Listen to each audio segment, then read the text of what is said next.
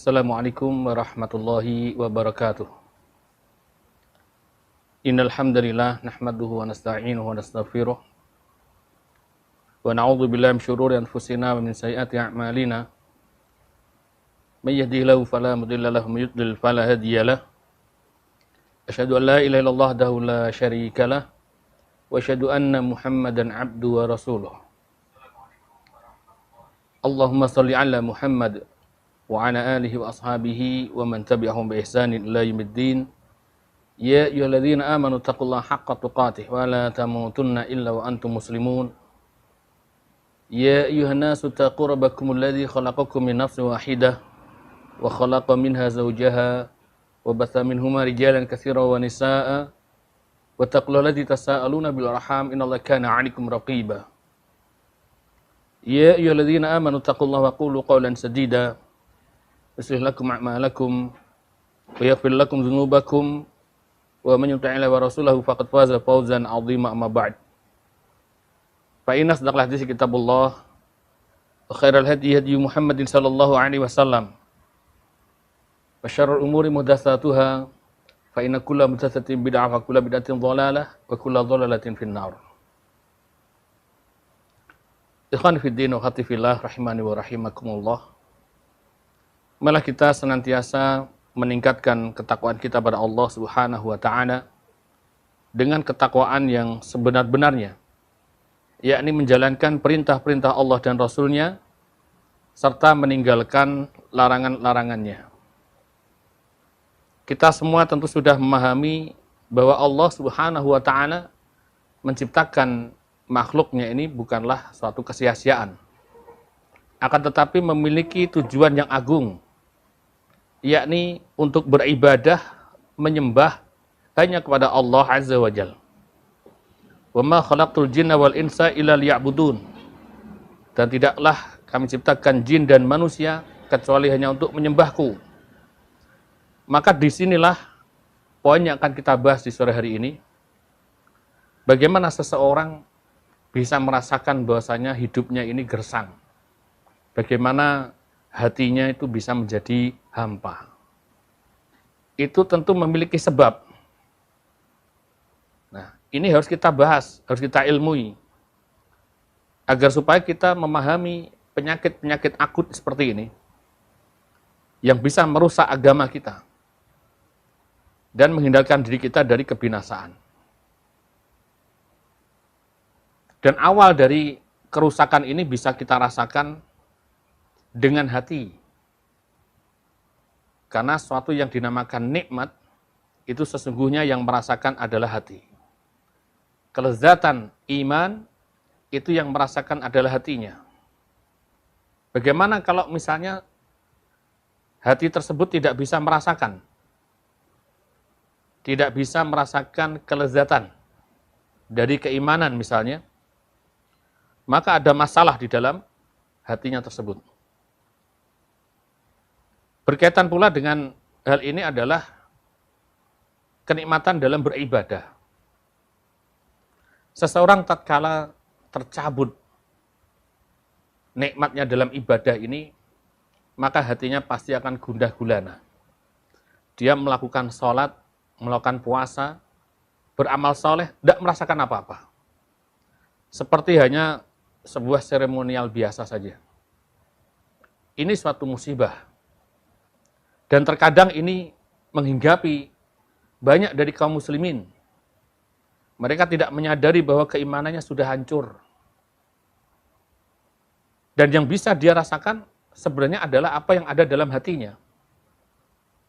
Karena tatkala hatinya sudah tidak bisa lagi merasakan nikmatnya ibadah, maka harus segera dia muhasabah ada apa di dalam hatinya tersebut. Bisa jadi karena banyak sekali kemaksiatan-kemaksiatan, noktah-noktah hitam, yang sudah nitik di hatinya, sehingga menjadi hitam legam. Kalau sudah hitam legam, ya, maka hati tersebut akan menjadi buta. Diawali dengan hatinya menjadi hati yang qalbun sakim, hati yang sakit, hingga akhirnya menjadi qalbun mayyit, hatinya mati. Kalau misalnya kita menyukai aroma tertentu ya. Misalnya kita senang beli parfum, ya beli parfum dengan aroma tertentu lah gitu. Ini bukan promosi ya. Dengan aroma tertentu misalnya, tentu kita senang ya menghirup aroma tersebut. Tapi bagaimana kalau kita sudah tidak bisa lagi menghirup harumnya parfum itu? Bagaimana kalau ternyata indera kita, penciuman kita dicabut oleh Allah Subhanahu wa taala? Kita tidak bisa lagi mencium harumnya parfum tersebut. Atau sebaliknya, harusnya itu baunya harum, tapi dia cium sebagai bau yang busuk. Tentu dia akan muntah. Harusnya baunya harum, tapi dia menciumnya dengan bau yang busuk. Waliyadzubillah. Ada orang yang bisa merasakan nikmatnya ibadah. Ada orang yang justru membenci, hatinya menolak dari ibadah. Waliyadzubillah. Ini perkara yang memang sangat berbahaya. Rasulullah Shallallahu Alaihi Wasallam bersabda, "Salasun man kunna fihi wajada bihina halawatul iman."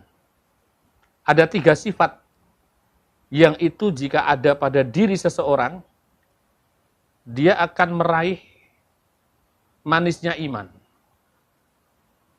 Man kana Allah wa rasuluhu haba ilaihi mimma siwahuma. Yakni seseorang yang menjadikan Allah dan Rasulnya paling dia cintai dari selain keduanya.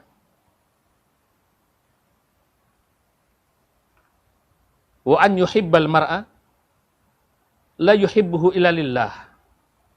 Dia mencintai seseorang dan tidaklah dia mencintainya melainkan karena Allah Subhanahu wa taala. Wa an yakraha an ya'uda fil kufri ba'da an anqadhahu Allahu minhu. Dan seseorang yang dia benci untuk kembali kepada kekafiran setelah Allah Subhanahu wa taala menyelamatkannya dengan iman, sehingga dia benci untuk dilempar kembali ke dalam neraka. Hadis riwayat Muslim. Dalam hadis ini ada banyak nasihat dan pesan dari baginda Nabi Shallallahu Alaihi Wasallam agar supaya kita bisa merasakan manisnya iman. Karena seseorang yang tidak bisa merasakan manisnya iman, hatinya telah mati, tentu ini adalah orang-orang yang binasa. Bagaimana di sini disebutkan Allah dan Rasulnya lebih dia cintai dari selain keduanya. Dia jadikan tujuan hidupnya hanya untuk Allah Subhanahu wa taala. Dia jalankan agamanya sesuai dengan tuntunan Rasulnya Shallallahu Alaihi Wasallam. Kemudian dia mencintai seseorang hanyalah dalam perkara-perkara yang Allah ridhoi. Karena dia mencintai seseorang karena Allah Subhanahu wa taala, bukan karena selainnya. Dan seseorang yang benci dengan kekafiran. Kekafiran ini adalah keburukan yang nyata. Ada dalam prinsip, dalam akidah kaum muslimin, akidah Islam yang harus ditancapkan di dasar itu. Yakni al-wala wal bara'. Al-wala loyal kepada kaum muslimin. Al-bara' berlepas diri. Membenci kekafiran. Jangan sampai ada tumbuh cinta kepada kekafiran. Bahkan ini merupakan suatu pembatal keislaman. Ini bukan perkara yang ringan. Banyak orang-orang dari orang-orang liberal misalnya yang mengadopsi dari pemikiran-pemikiran orang kafir, ya mereka merusak pemahaman umat dari dalam, di mana mereka masih mengaku dirinya Islam, tetapi dia mempropagandakan ajaran-ajaran kufar. Aneh. Banyak kaum muslimin yang justru menerima ajaran seperti itu, meninggalkan sabda Nabi Shallallahu Alaihi Wasallam. Apakah di sini kita diajari siar-siar kebencian? Agama kita ini mengajari kita kasih sayang. Mengajari kita untuk berbuat taat kepada Allah dan Rasul-Nya. Agama kita ini Ada perintah amar ma'ruf, nahi mungkar. Ada al-wala, ada al-barah. Jangan terus kita katakan yang baik-baik saja semua. Kemudian kemungkaran-kemungkaran itu mau diapain? Kalau tidak ada peringatan kepada manusia, maka manusia akan terjerumus di dalamnya. Ingat bahwa pembatal keislaman yang pertama adalah kesyirikan. Dan ini suatu kekufuran. Maka harus diperingatkan kepada umat agar tidak mengerjakannya. Begitu juga sabda Nabi Shallallahu Alaihi Wasallam yang telah kita sebutkan, kama yakrohu al-yudzafa finnar. Seperti dia membenci kalau dirinya dijebloskan ke dalam neraka. Ini membenci apa? Disebutkan oleh beliau, wa an yakroha an ya'udda fil kufr. Dia benci kalau dirinya kembali kepada kekafiran. Jadi kekafiran itu sesuatu yang harus dibenci memang. Kalau kita nggak membencinya, kita mencintai kekufuran, bagaimana? Apakah bisa dikumpulkan antara cinta dan benci seperti itu? Tidak bisa. Kalau kita cinta kepada Allah Subhanahu wa Ta'ala, kita ingin ridhonya Allah Azza wa Jalla. Apa mungkin Allah Subhanahu wa Ta'ala ridho pada kekafiran? Tidak mungkin. Allah Azza wa Jalla membenci kekafiran. Tidak ridho dengan kekafiran. Tidak mungkin Allah mensyariatkan kaum muslimin, orang yang sudah bersyahadat, untuk cinta pada kekafiran. Itu tidak mungkin. Maka ini berlawanan dengan keimanan. Maka pantaslah kalau mereka yang sudah terjerumus ke dalam perkara-perkara penyakit yang berbahaya ini, sehingga mereka terjabut, tidak mampu merasakan manisnya iman. Dan manisnya iman seperti apa? Dijelaskan oleh Rasulullah sallallahu alaihi wasallam, "Dzaqa ta'mal iman man radiya billahi rabba wa bil islami dina wa bi Muhammadin rasulah." Akan merasakan manisnya iman itu adalah seorang yang ridho kepada Allah Azza wa Jalla sebagai Rabb-nya, Islam sebagai agamanya, dan Muhammad sallallahu alaihi wasallam sebagai rasul. Maka dari dua hadis ini yang kita sampaikan, dua-duanya hadis sahih riwayat Muslim, keduanya riwayat Muslim, maka disini menyebutkan bahwa iman itu rasanya manis. Ya disebutkan, iman itu rasanya manis. Apa bisa kita rasakan?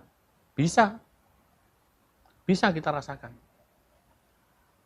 Nah, tapi rasa manis itu tidak dikecap dengan lidah kita. Yang bisa merasakannya pun adalah hatinya orang-orang yang jujur. Orang-orang yang jujur di dalam kecintaannya kepada Allah Subhanahu wa Ta'ala dan Rasul-Nya. Adapun orang-orang yang munafik, orang fasik, ahli maksiat, terlebih orang kafir, mereka tidak akan bisa menikmati lezatnya iman.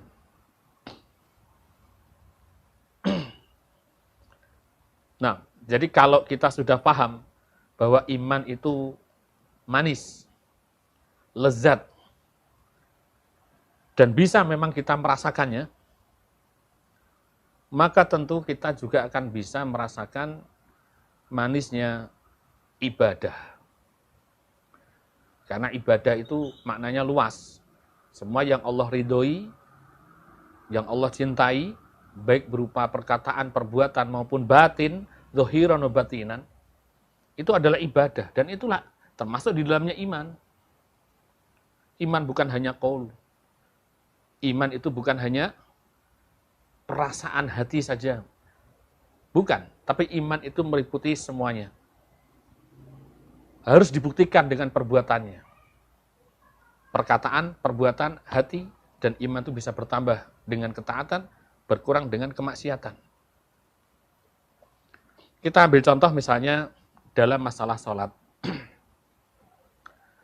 Rasulullah Shallallahu Alaihi Wasallam memberikan contoh yang sangat indah. Bagaimana meraih nikmatnya ibadah. Imam Bukhari dan Imam Muslim rahimahumullah ta'ala, beliau membawakan satu hadis dari kitab sahih mereka, dari sahabat Al-Mughirah bin Syu'bah radhiyallahu anhu, bahwasanya Nabi SAW dikarenakan beliau ini banyak mengerjakan sholat malam sehingga kaki beliau bengkak. Maka beliau pun ditanya. Padahal dalam keadaan Rasulullah Shallallahu Alaihi Wasallam ini diampuni dosa-dosanya yang terdahulu maupun yang akan datang. Akan tetapi beliau bersemangat mengerjakan ibadah sholat malam seperti itu. Maka tatkala beliau ditanya, apa motivasinya? Beliau Shallallahu Alaihi Wasallam menjawab, afala akunu abdan syakur. Afala akunu abdan syakura. Apakah aku tidak boleh menjadi hamba yang bersyukur? Ini muttafaqun alaih, Bukhari dan Muslim. Maka bagaimana mungkin Rasulullah Shallallahu Alaihi Wasallam bisa merasakan nikmatnya sholat malam ini, padahal kakinya bengkak. Secara dohir sakit ya. Secara dohir kita kalau kakinya bengkak gimana? Sakit. Tapi ternyata Rasulullah SAW menyatakan bahwa itu nikmat. Seolah-olah seperti bertentangan. Berarti nikmat ini posisinya di mana? Maka hatinya orang-orang mukmin yang jujur dalam keimanannya, itulah letak nikmatnya itu. Ya, kalau kita lihat yang senang main futsal, namanya senang ya, hobi main futsal atau mungkin badminton atau mungkin olahraga yang sifatnya mubah ya. Tatkala mereka terjatuh misalnya cedera, ya sakit itu. Tapi kalau mereka ditanya gimana? Besok main futsal lagi gitu kan. Ya, tetap main futsal lagi gitu. Yang berenang juga gitu, yang senang renang hari ini tenggelam. Ya. Ditolong ke teman-temannya itu. Hari ini tenggelam. Udah kelelep gitu. Kelelep minum air banyak, sakit, perut sakit semua. Besok tanya, besok renang. Oh iya renang lagi besok gitu kan. Dia merasakan nikmatnya renang gitu loh. Maka bagaimana yang diajarkan Rasulullah Sallallahu Alaihi Wasallam ini tentu nikmat yang jauh lebih nikmat dari nikmat-nikmat urusan dunia itu. Maka pada saat Rasulullah Sallallahu Alaihi Wasallam ditanya tentang masalah sholat ini, beliau katakan bahwa sholat ini adalah penyejuk pandangannya.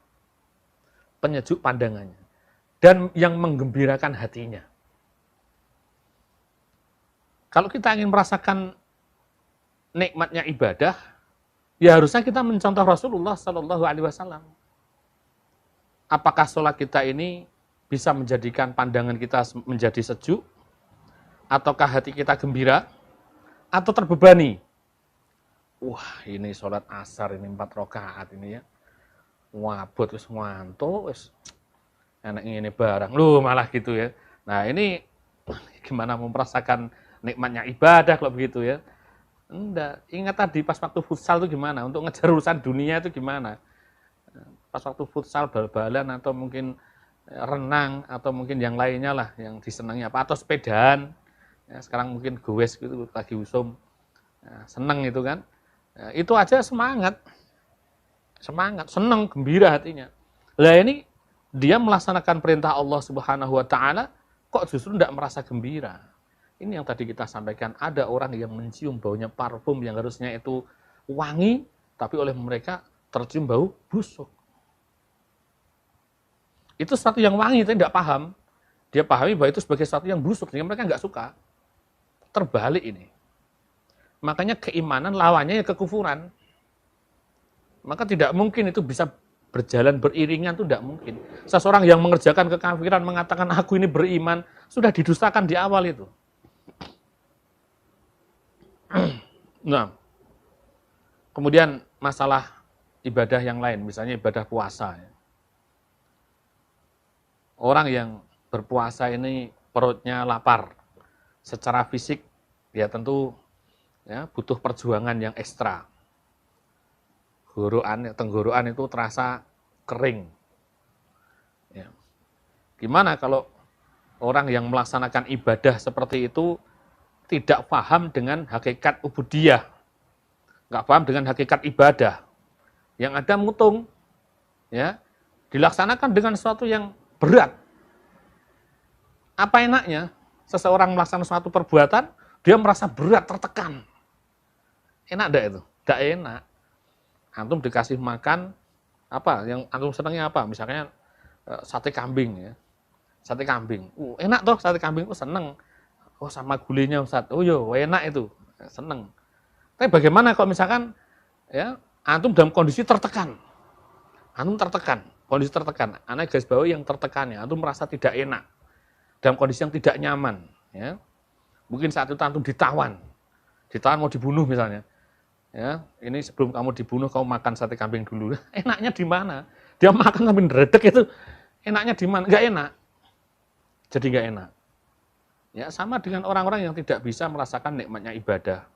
Yang ada berat, tertekan ya. Ada azan, depresi gitu. Ada azan mah depresi. Waduh, azan meneh. Waya sholat ini.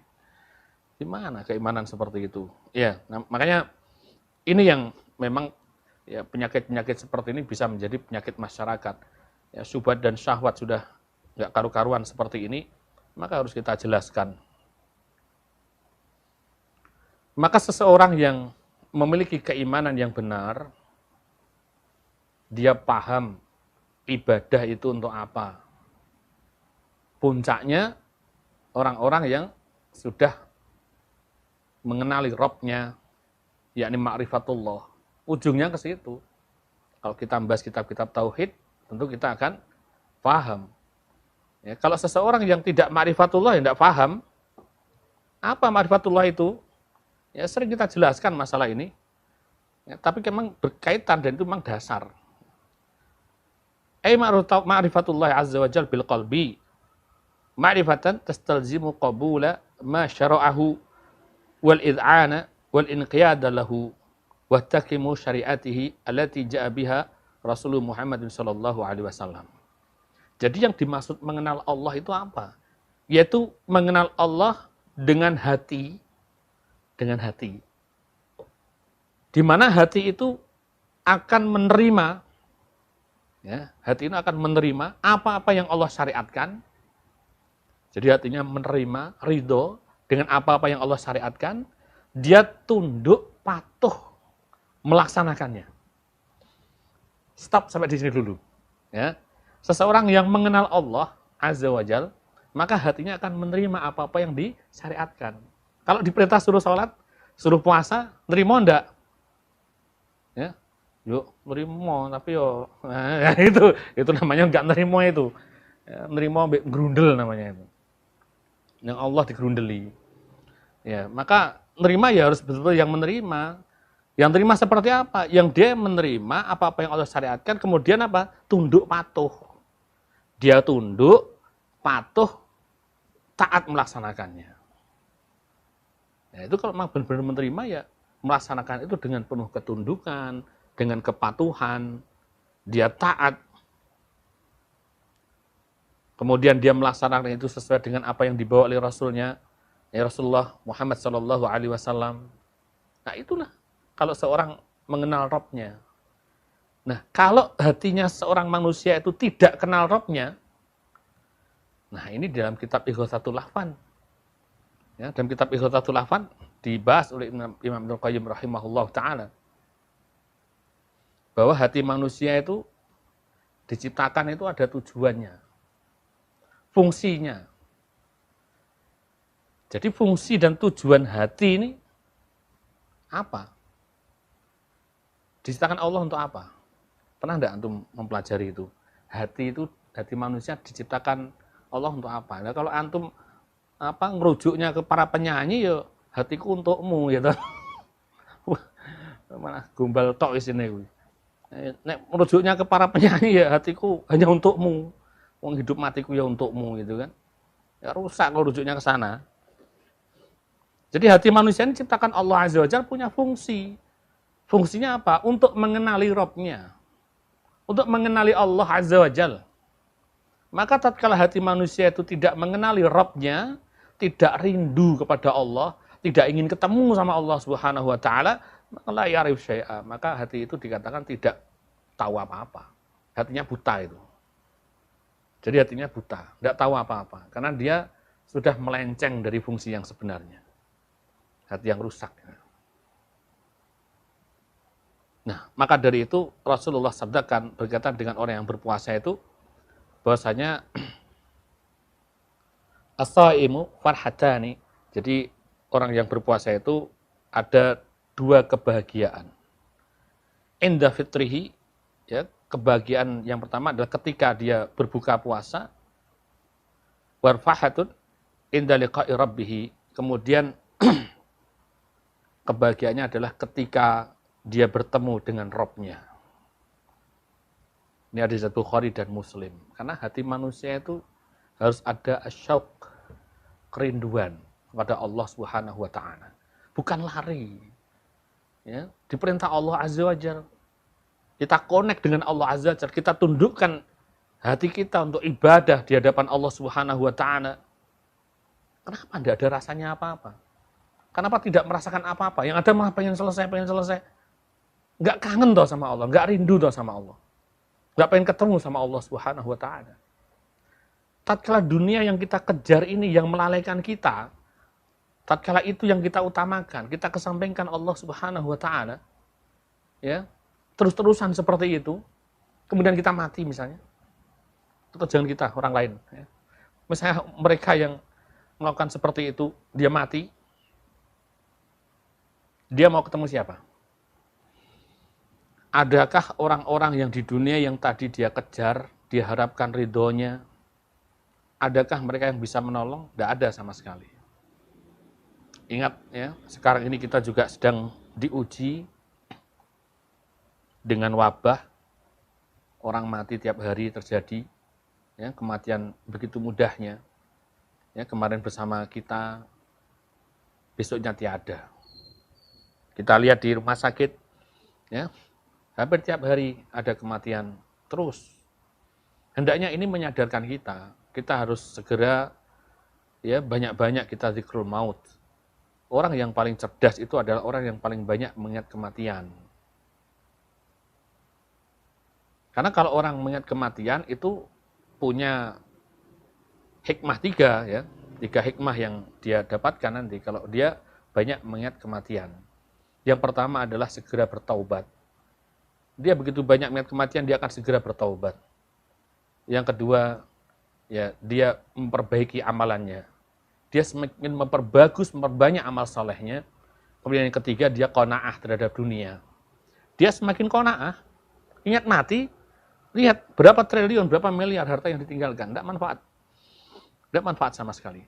Kemarin digondeli, nggak dilepas. Ya.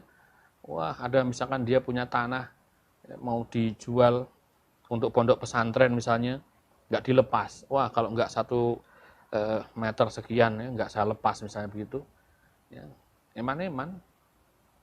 Dan dia malah jual dengan harga yang super mahal, ya. Tidak seperti harga normal. Wah, kesempatan nih, pondok pesantren lagi butuh, ya, dinaikkan harganya. Ya, akhirnya misalnya orangnya meninggal dunia, ya, nggak dapat apa-apa.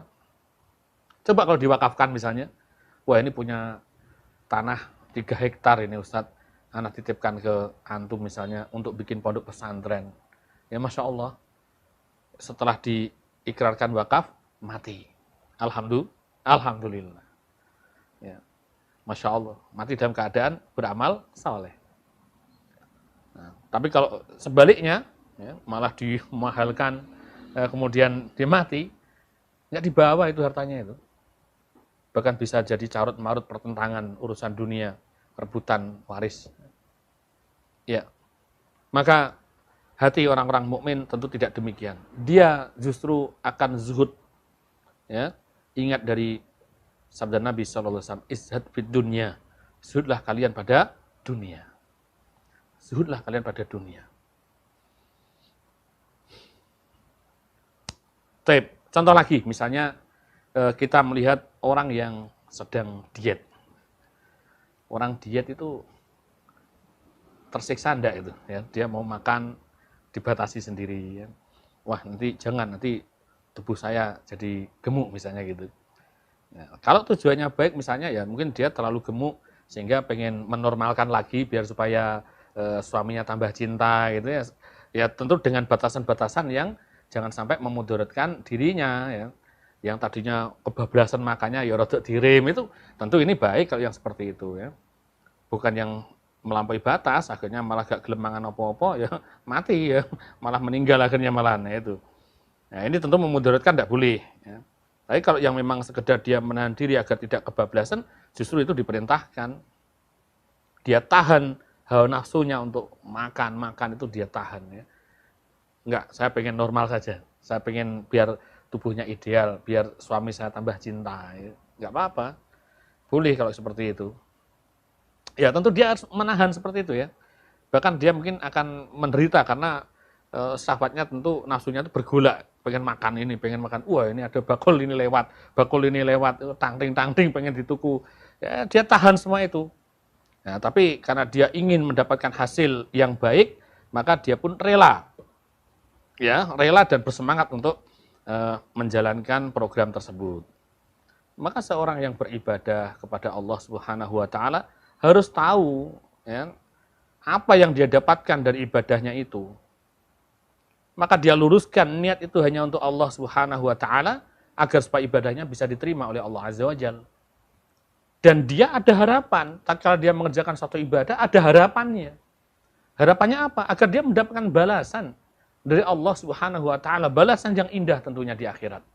Bahkan di dunia dan di akhirat.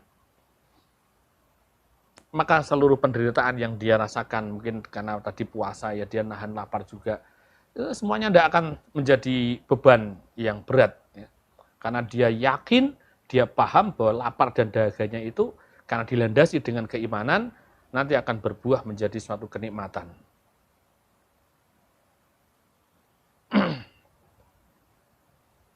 Baik, jadi orang yang melaksanakan suatu ibadah harus mendasari ibadahnya dengan ikhlas dan juga dia harus mengetahui tujuan ibadah. Allah Subhanahu wa taala berfirman, "Inna sholata tanha 'anil fahsya'i wal munkar." Sesungguhnya salat itu mencegah dari perbuatan keji dan mungkar. Surat Al-Ankabut ayat 45. Nah, di sini ada satu ibadah yang kita kerjakan, bahkan rutin kita dalam sehari mengerjakan sholat wajib maupun sholat sunnah. Berapa ribu kalau kita hitung ya, berapa ribu rakaat yang sudah kita kerjakan, mulai kita dulu sampai belajar diajari sama orang tua kita, sampai sekarang tentu sudah ya, banyak sekali ya. Kita sudah sholat ya, sedemikian rupa, kita berupaya. Sudahkah kita merasakan kenikmatan di saat kita mengerjakan itu? Saat ini. Di saat ini kalau kita mengerjakan sholat, sudah tidak kita merasakan kenikmatan di saat kita mengerjakan sholat itu? Ataukah yang dirasakan justru sebaliknya, penderitaan? Ya. Alasannya macam-macam. Kalau sudah penderitaan itu alasannya macam-macam. Sholat subuh pagi-pagi, ya. Adem, ya. Dingin, wah, apalagi hujan, waduh ini mau wudhu berat ini. Nanti ya udahlah nggak usah pakai wudhu, tayamum saja. Lu kok bisa? Ya nanti takut kalau kena air mati. Lu ini kan kebablasan itu. Karena dia merasa menderita. Ibadah itu suatu penderitaan. Bukan suatu kenikmatan, tapi suatu penderitaan. Akhirnya seperti itu. Bahkan saya sampai tidak melakukan ibadah, tidak sholat. Waliyadzubillah. Kemudian sudahkah kita benar-benar meluruskan niat kita? Sudahkah kita benahi tata cara ibadah kita sesuai tuntunan Nabi Shallallahu Alaihi Wasallam? Ana teringat ada nasihat yang indah dari Al-Imam Ibnu Qayyim rahimahullah ta'ala. Beliau menukil dari gurunya, yaitu Syekhul Islam Ibnu Taimiyah rahimahullah ta'ala. Beliau menasihatkan, jika engkau tidak mendapatkan kelezatan dan kebahagiaan pada amalan yang engkau kerjakan, maka engkau harus curiga. Karena Allah Subhanahu wa taala, fa inna rabba ta'ala syakur. Karena Allah Subhanahu wa taala ini adalah asy-syakur, yakni yang maha mensyukuri. Apa yang dimaksud Allah disebut asy-syakur ini? Ya harusnya bersyukur manusia ya. Nah, tapi ini asyakur disematkan kepada Allah Subhanahu wa taala. Maka Allah Azza wa Jalla yang Maha mensyukuri. Ini maknanya apa? Nah, maka kata syakur itu kalau disematkan kepada manusia, ya, maka berbeda maknanya tatkala syakur itu disematkan kepada Allah Subhanahu wa taala. Jadi ada perbedaan. Kalau itu disematkan atau dinisbatkan kepada manusia, maka maksudnya adalah orang tersebut ya sangat bersungguh-sungguh dalam mensyukuri Rabb-nya. Yakni dengan dia lakukan ibadah, dia lakukan ketaatan, dia melakukan apa-apa yang diperintahkan Allah Azza wa Jalla, dia jauhi larangan-larangan dari Allah Subhanahu wa taala. Ya, dia laksanakan ibadah dengan benar. Nah, itu namanya syakur. Kalau itu dinisbatkan kepada manusia. Sebagaimana Allah nisbatkan kepada Nabi Nuh alaihissalam. Innahu kana 'abdan syakura. Ya, sesungguhnya dia, Nuh itu adalah hambanya Allah yang banyak bersyukur. Artinya banyak bersyukur apa? Yang tadi melaksanakan ibadah kepada Allah Subhanahu wa taala. Adapun asyakur kalau disematkan kepada Allah Subhanahu wa taala, dan ini adalah merupakan salah satu dari nama-nama Allah Azza wa Jalla yang memiliki makna bahwa Allah Subhanahu wa taala adalah yang maha sempurna dalam membalas amalan hambanya. Allah maha sempurna dalam membalas amalan hambanya. Dan yang menumbuh kembangkan amalan para hamba. Meskipun amalan tersebut sedikit, lalu Allah lipat gandakan pahala bagi mereka. Ini dalam kitab An-Nihayah fi Gharibil Hadits dan Uddatus Sabirin. Jadi di sini maknanya ya berbeda antara kalau ini dinisbatkan kepada manusia atau yang satunya dinisbatkan kepada Allah Subhanahu wa taala.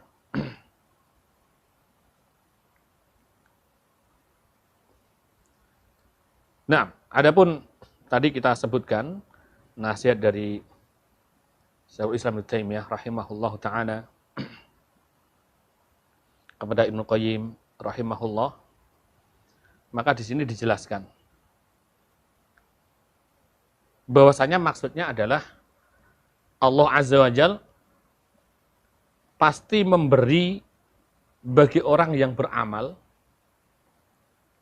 dengan balasan di dunia dari kenikmatan-kenikmatan yang dia dapatkan di dalam hatinya. Yakni besarnya kebahagiaan dan kesejukan pandangan. Dan sekiranya dia belum mendapatkan semua itu, maka pasti kekurangan ada pada amalannya. Ini dalam kitab Madarijus Salikin. Jadi kalau amalannya betul, ibadahnya ini benar, niatnya lurus, tata caranya juga betul, ya, dia juga memahami hakikat ibadah, maka insya Allah dia akan merasakan itu. Bagaimana sejuknya pandangan, bagaimana ketenangan hatinya bisa merasakan lezatnya iman. Ada penghalang, manusia tidak mampu mendapatkan itu.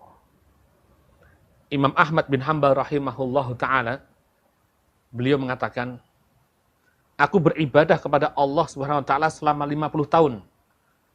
Maka tidaklah aku mendapati manisnya ibadah hingga aku meninggalkan 3 perkara. Berarti 3 perkara ini penghalangnya. 3 perkara ini yang menghalangi seorang bisa merasakan manisnya ibadah. Orang kalau tidak bisa merasakan manisnya ibadah, hatinya hampa, itu maksudnya. Hatinya hampa itu bukan berarti cah nom-nom putus cinta, ya, hatinya hampa. Hampa hidupmu tanpa dirimu, ya bunuh diri akhirnya. Bukan itu maksudnya. Ya. Hampa itu tatkala dia tidak merasakan manisnya ibadah. Kosong dari keimanan. Ada 3 perkara. Yang pertama, aku meninggalkan ridho manusia. Sehingga aku mampu menyuarakan kebenaran. Ini yang pertama. Imam Ahmad bin Hanbal rahimahullah ta'ala. beliau ya menasihatkan dengan nasihat yang indah ini. Yakni meninggalkan ridho manusia sehingga aku mampu menyuarakan kebenaran. Kenapa demikian?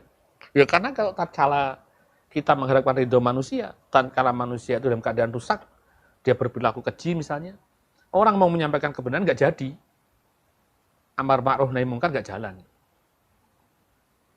Karena dia ingin dicintai manusia yang rusak. Allah sebutkan dalam surah Al-An'am 116, "Wa in tuti aktsara man fil ardi yudrilkan sabilillah." Jika kalian mengikuti kebanyakan manusia di muka bumi ini, kalian akan tersesat dari jalan Allah Azza wa Jalla. Orang-orang yang buruk perilakunya, tidak usah diharapkan ridho dari mereka. Memang di dunia dielulukan, ditokoh-tokohkan oleh mereka. Tapi menjadi musuh terbesarnya Allah Azza wa Jalla buat apa? Dia cintai kekafiran, sebenarnya Allah membenci kafiran. Kemudian yang kedua, aku meninggalkan pertemanan dengan orang-orang fasik hingga aku mendapatkan pertemanan dengan orang-orang saleh. Nabi sudah peringatkan, almar'u ala dini khalilihi, agama seseorang tergantung dari teman dekatnya. Kalau ingin dalam suasana yang baik, maka carilah lingkungan yang baik, ya, yang sergap ngaji, dihiasi dengan amalan-amalan saleh. Ya, jangan sebaliknya, jauh dari pengajian, jauh dari ahlul ilmi, kemana dia mau bertanya? Kemudian yang ketiga, dan aku meninggalkan manisnya dunia hingga aku mendapatkan manisnya akhirat. Ini disebutkan dalam Syiar A'lam Nubala. Nah, jadi perkara inilah yang perlu kembali kita ingat agar supaya kita bisa mewujudkan dalam keseharian kita, dan kita harus selalu ingat bahwa tidak ada sama sekali yang bisa menjamin kita besok masih hidup.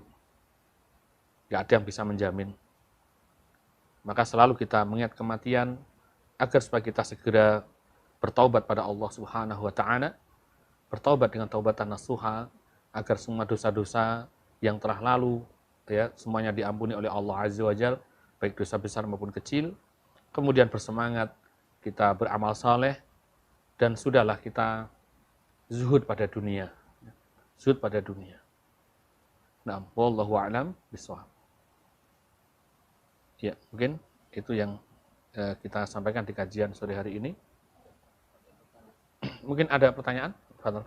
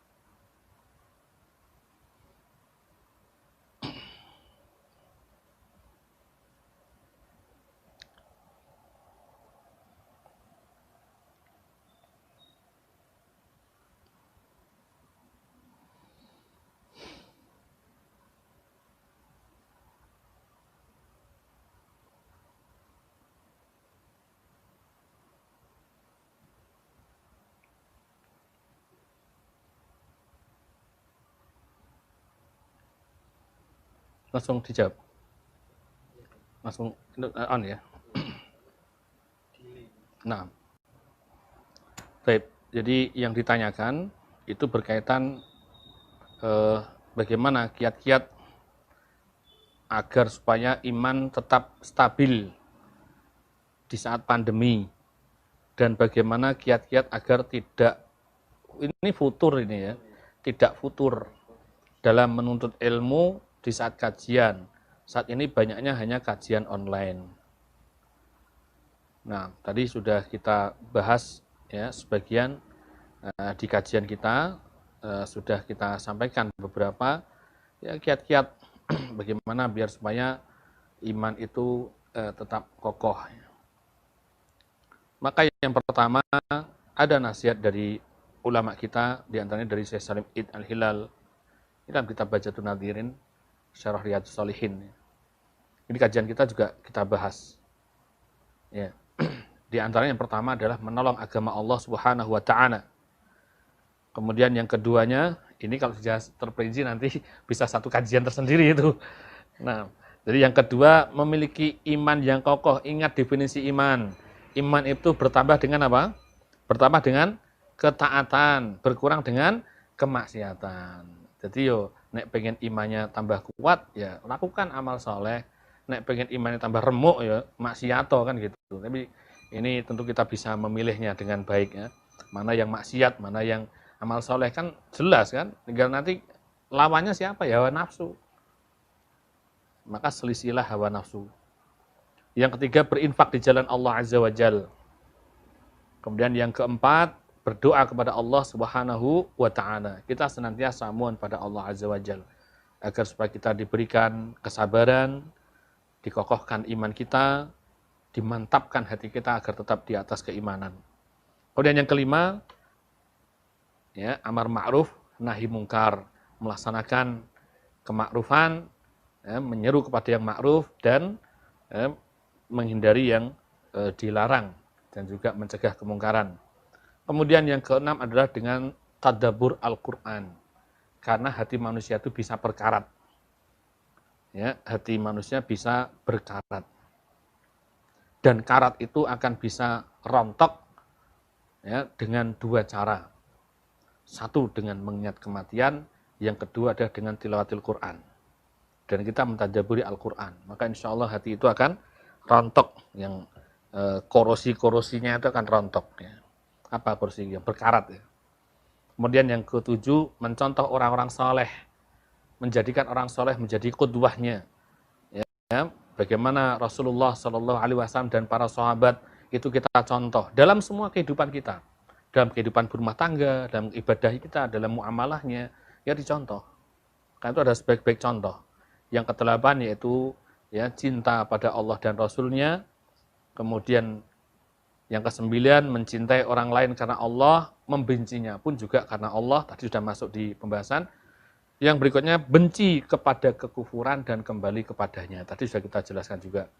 Kemudian yang ke-11, saling menasihati dalam kebenaran, kesabaran, dan rahmat. Kemudian ke-12, rajin berzikir kepada Allah. Yang ke-13, harus yakin bahwa Islam itu adalah manhaj, jalan hidup yang benar. Ya, tidak boleh ada keraguan-raguan. Ya, adapun kiat-kiat yang lain, ya kiat-kiat umum tentu banyak sekali. Ya. Tadi di antaranya sudah kita sebutkan, yang 3 perkara yang dijauhi. Ya, 3 perkara yang harus dijauhi. Apa tadi masih ingat? Yang pesan dari Imam Ahmad bin Hambal tadi, itu yang harus dijauhi. 3 perkara itu. Ya, bagaimana seseorang itu harus meninggalkan orang-orang yang jelek agamanya. Dia berteman dengan orang saleh, maka akan menguatkan. Itu pengaruh itu. Sekarang lingkungan kita ya banyak yang tidak mendukung dengan cara-cara yang baik gitu. Sehingga tantangan tersendiri dan bisa menjadikan seorang futur. Adapun yang berkaitan dengan pandemi ini, ya fattaqullaha mastata'tum, kita bertawakal semampu kita. Alhamdulillah kita dengan berbagai cara masih bisa kita belajar, masih bisa. Makanya kalau belajar itu harus punya guru. Ya, kalau belajar harus punya guru. Guru yang jelas bisa ditanyai. Nah, kalau gurunya hanya dari YouTube tok itu tidak bisa ditanyai. Ya. Antum muridnya siapa? Oh, saya muridnya Ustadz Abdul Hakim bin Amir Abdad Hafidhahullah. Mantap ya. Beliau sesepuh kita itu. Kalau anak muridnya Ustadz Yazid, Ustadz, udah 5 tahun anak ngabdi bertalaki sama beliau, masya Allah. Ketemu di mana antum talaki itu? Di YouTube, Ustadz. Ya, nanti ditanyakan sama Ustadz Yazid, tidak paham. Jadi bukan itu maksudnya, ya. Ngambil ilmu dari ceramah beliau, apa ya, tidak ada masalah.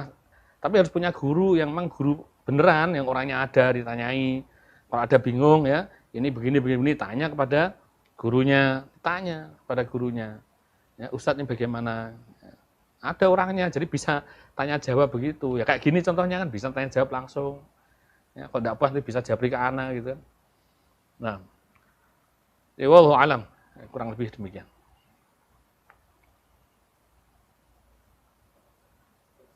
Cukup ya. Tip, cukup. Mungkin ada kurangnya, ada kesalahan dari kelemahan dari kami karena keterbatasan ilmu yang ada pada kami.